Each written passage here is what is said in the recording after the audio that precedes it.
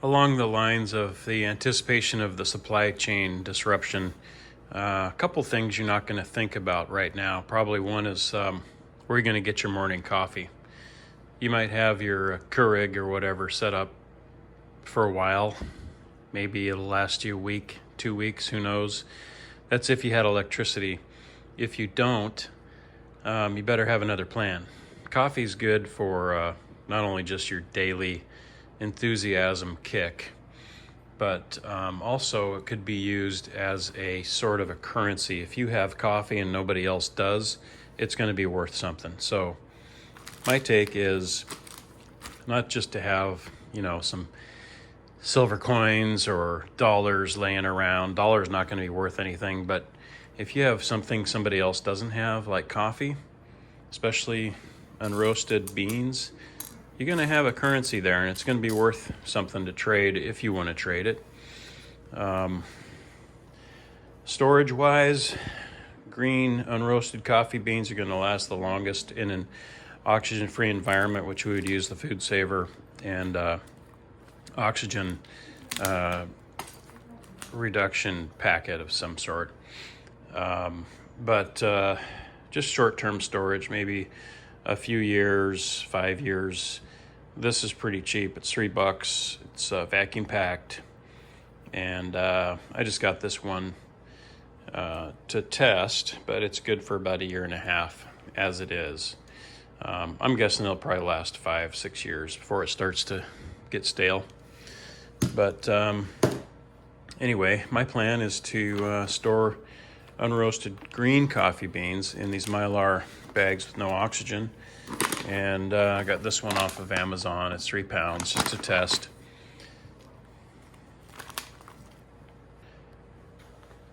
So the first thing you're going to want to do, obviously just for storage, is to put the green unroasted beans in the Mylar bags and the Food Saver and pack them away somewhere in a nice, cool, dry place.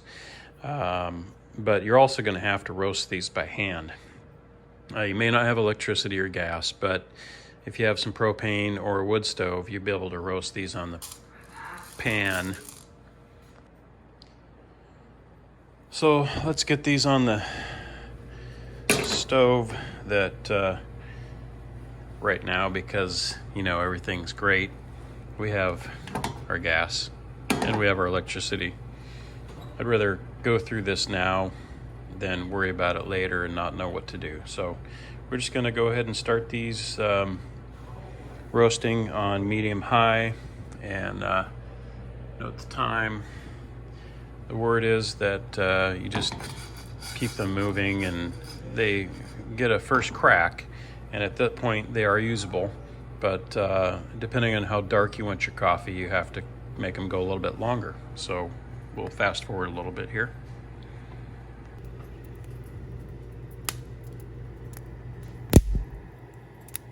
Got a little more crackling going on. 11 minutes.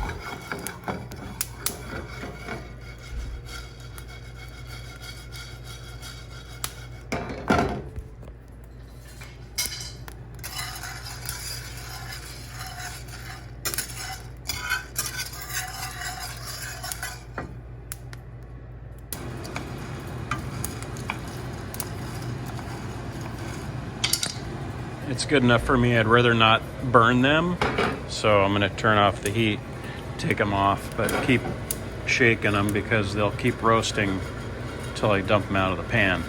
Of course, you can do this with an air fryer or a popcorn popper or in the oven, but the whole point is to learn how to do this in a pan. That way, if you've got no electricity, you're still able to make your coffee.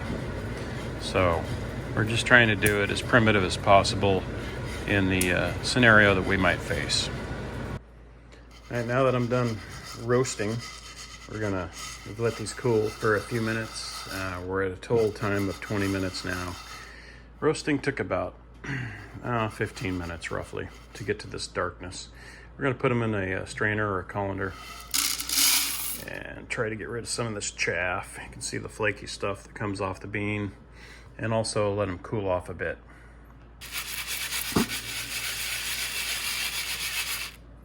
See all that flakes? That's the chaff.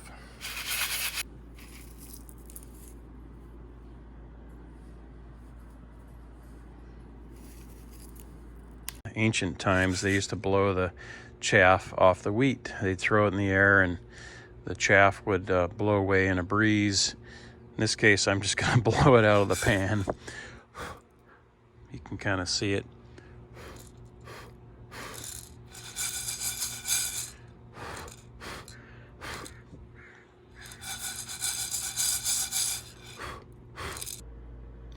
And you might be all excited and tempted to just go ahead and grind these beans right after you do it with your manual grinder, but you're supposed to let them degas, get the CO2 out for a while they cool.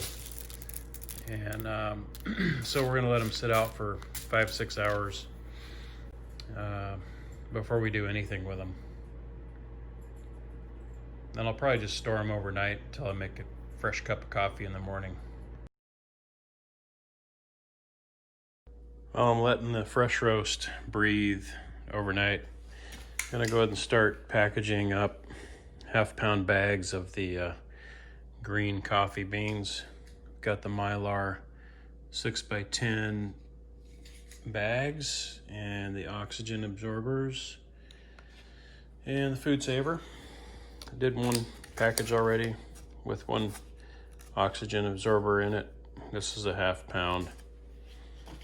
And the scale, so we're just going to measure out half a pound, which is 8 ounces.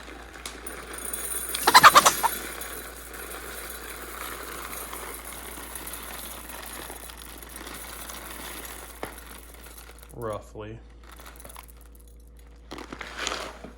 You only want to put in what you're going to be using in one time, or if you want to trade it. So there we've got our half-pound of unroasted green coffee beans and the oxygen absorber packet inside.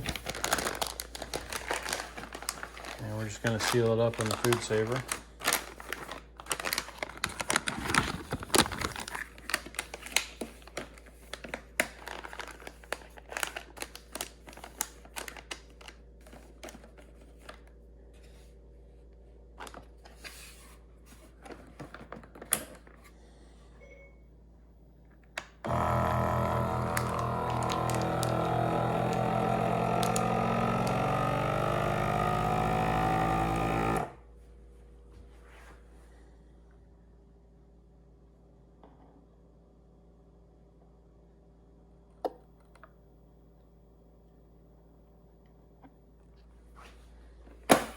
Done.